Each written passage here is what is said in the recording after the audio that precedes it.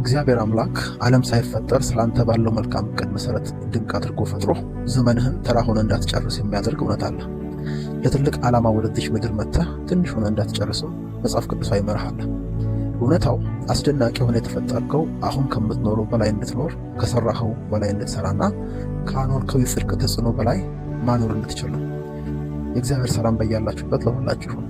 በዚህ ትምህርታችን በክፍል 1 የተፈጠርንለትን ዓላማ ማወቅ በተሰኘ ትምህርት በጥልቀት የተመለከትነውን እውነት በሕይወታችን እንድንለማመድ የሚያደርግ የተለያዩ መንገዶችንና መርሆችን እንመለከታለን።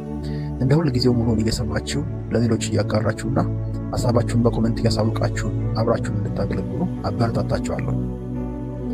በክፍል 1 ትምህርታችን ላይ በሰፊው እንዳየነው አእምሯችን 100 ቢሊዮን በላይ የሆኑ የነርቭ ሴሎች እንዳሉትና የማስታወስ አቅማችንም ከ2.5 ሚሊዮን ጊጋባይት በላይ እንደሆነ ተመልክተናል። ይህ በአጋጣሚ የመጣ ሳይሆን እጅግ በረቀቀ ጥንቃቄ የተሰራ የእግዚአብሔር ድንቅ ስራ ነው። ሌሎች አፈጣጠራችንና ሰውነታችን የተዋቀረበትን መንገድ ቀረብ ብለን ብንመለከት እጅግ አስደናቂ የሆነ የእግዚአብሔር አሰራርና የእጁ አሻራ ሕይወታችን ላይ እንዳለ ልንገነዘብ እንችላለን። እኛ ከአመጣጣችን ይልቅ የከበረ፣ ከትላንታችን ይልቅ ኃያል የሆነ፣ ከሰራነው ስህተት በላይ ብርቱ የሆነ የእግዚአብሔር ዓላማ ሕይወታችን ላይ ያለ ድንቅ የእግዚአብሔር እጅ ስራዎች እንደሆነ ሁል ጊዜ ማሰብ አለብን። ስለዚህ በእኛና በሁኔታዎቻችን የተቃኘውን ታሪካችንን አስወግደን በተፈጠርንለት ዓላማ ልክ ለመኖር ራሳችንን ባለፈው ታሪካችን፣ በቤተሰባችን ዳራ ወይም በስህተቶቻችን መነጽር ማየት ማቆም አለብን። ሳይንስም ሆነ መጽሐፍ ቅዱስ የሚስማሙበት አንድ እውነት አለ። ሁሉም የሰው ልጅ ሆን ተብሎና ታቅዶ በፈጣሪ የተፈጠረ ድንቅ የእጆቹ ስራ እንደሆነ ሊያስብ ይገባል። ከዚህ ጋር ተያይዘው መጽሐፍ ቅዱስ በመዝሙር 139 ቁጥር 14 ላይ ግሩምና ድንቅ ሆኜ ተፈጥሬያለሁና አመሰግንሃለሁ፣ ስራህ ድንቅ ነው፣ ነፍሴም እጅግ ታውቀዋለች ይላል። ይህ በአእምሯችን ከምናስበው በላይ የከበረ እውነት እንደሆነ ስናስብ ሕይወታችን ይለወጣል።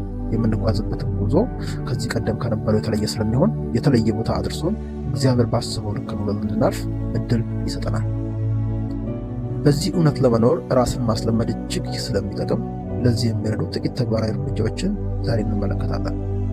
አንደኛው ተግባራዊ እርምጃ ስለ ራሳችን ያለንን እይታ መለስ ብለን በማጤን ማስተካከል ያለብንን እይታ ለማስተካከል ፈቃደኛ መሆን ቀዳሚ ተግባር መሆን ማሰብ። አንዳንድ ጊዜ የሚገርመኝ ጌታ ኢየሱስ ክርስቶስ አይነ ስውር ጋር ቀርቦ ምን ላደርግልህ ትወዳለህ ይላል። ሌላ ጊዜ ደግሞ ታሞ ተኝቶ ያለን ሰው ብትድን ትወዳለህ እንዴ ሲል አንዳች ነገር እንዳስብ ያደርገኛል። ፈቃደኝነታችንን ይፈልጋል ማለት ነው። ለተፈጠርንለት ዓላማ ለመኖር ሆነ በሕይወታችን እግዚአብሔር ሊሰራ ያሰበውን ነገር በሙላት እንዲሰራ ያለንበትን ሁኔታ እንዳለ ሆኖ ፈቃዳችንን ለእግዚአብሔር ሐሳብ ለመስጠት የምናይበትን መንገድ መለወጥ የመጀመሪያው እርምጃ ነው። ራሳችንን በተለያየ አጋጣሚ ሳይሆን በፈጣሪ ዓላማ ለመተርጎም መምረጥ እጅግ አስፈላጊ ነው። እኔ ከማይሳሳተው እግዚአብሔርና ስለ እኔ ካለው የማይሳሳት ሐሳብ የተነሳ የተፈጠርኩ በመሆኔ በፍጹም ስህተት አይደለሁም ብለን እንድናስብ ያግዘናል። የእግዚአብሔር ቃል ኤፌሶን 1:4 ላይ እንዲህ ይላል፣ ዓለም ሳይፈጠር በፊቱ ቅዱሳንና ነውር የሌለን በፍቅር እንሆን ዘንድ በክርስቶስ መረጠን። ከዚህ ቃል በመነሳት የሰዎች ዓላማ የሚጀምረው የተወለዱ ቀን አይደለም፣ ዓለም ሳይፈጠር እንጂ። እግዚአብሔር ዓለምን ፈጥሮ ካበቃ በኋላ አንተን ምን ላድርገው ብሎ አልተገረመም ወይም አላሰበም። ይልቁንም መጀመሪያ ስለ አንተ አሰበ። ከዛም ያሰበልህን ዓላማ የምትፈጽምበትን ምድርን አዘጋጀ።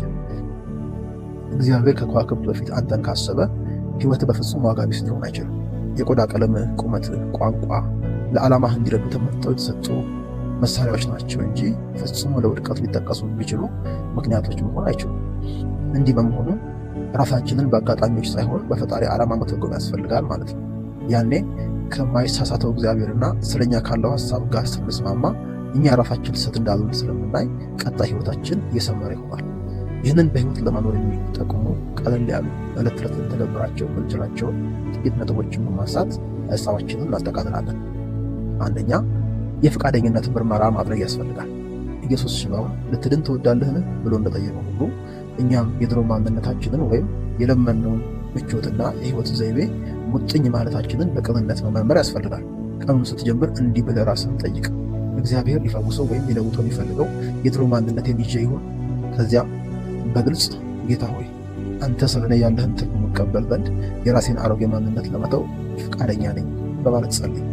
ይህንን በተመለከተ መጽሐፍ ቅዱስ በመዝሙር 51:10 ላይ እንዲህ ይላል፣ አምላኬ ሆይ ንጹሕ ልብ ፍጠርልኝ፣ ቀና የሆነውን መንፈስ በውስጤ አድስ ይላል። ስለዚህ የመጀመሪያው እርምጃ የፈቃደኝነት ምርመራ ሲሆን በዛ ሂደት ውስጥ በእግዚአብሔር ፊት ልብን እግዚአብሔር በሕይወታችን ሊሰራ ለፈለገው ነገር እንዲዘጋጅ ይረዳናል። ሁለተኛው ከዚህ ጋር የሚያያዝ እርምጃ የማንነት ለውጥን መለማመድ ነው። ብዙውን ጊዜ ራሳችንን በስህተት ወይም በገጠመን ሁኔታ እንተረጉማለን።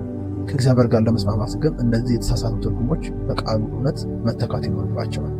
ስለ ራስህ ዝቅ የሚያደርግ ሀሳብ ሲመጣ፣ ለምሳሌ እኔ ለምንም አልጠቅምም የሚል ቢመጣ፣ ወዲያውኑ በእግዚአብሔር እውነት ለመተካት ራስህን ማስለመድ ያስፈልጋል። ለምሳሌ እኔ ለእግዚአብሔር ክብር የተፈጠርኩ ድንቅ ፍጥረት ነኝ ብለህ ለነፍስህ ንገራት።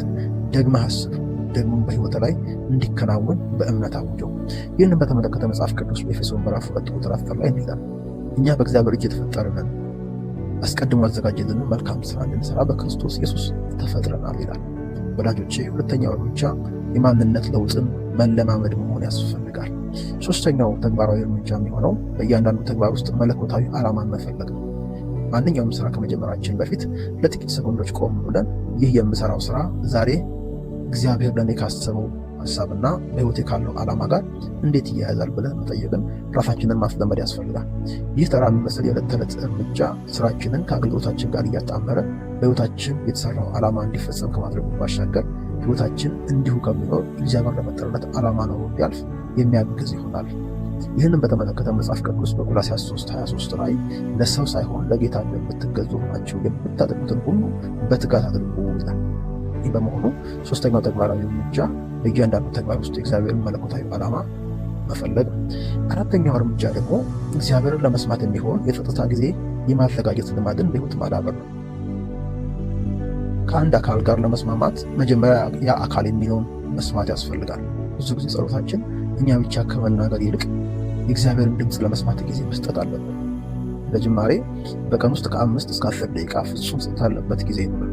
ከእሱ ምንም የማትለምንበት ዝም ብለህ በእግዚአብሔር ፊት በመቀመጥ ጌታ ሆይ ዛሬ ለእኔ ያለህ የልብህ ሀሳብ ምንድን ነው ብለህ መጠየቅን ተማር።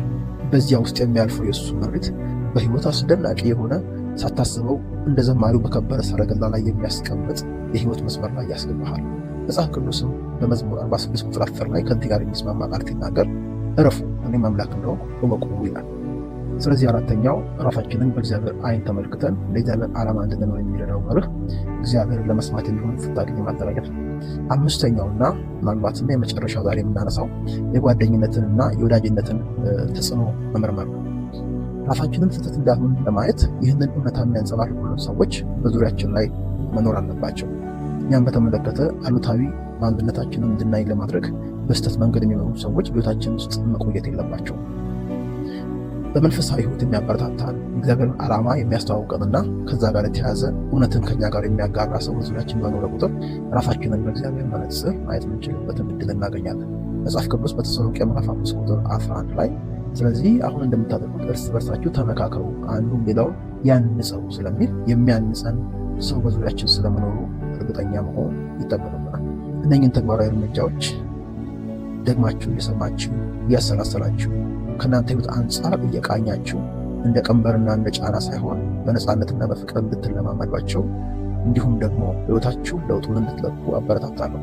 ተጨማሪ ተግባራዊ እርምጃዎችን በቀጣይ ክፍል እንመለከታለን።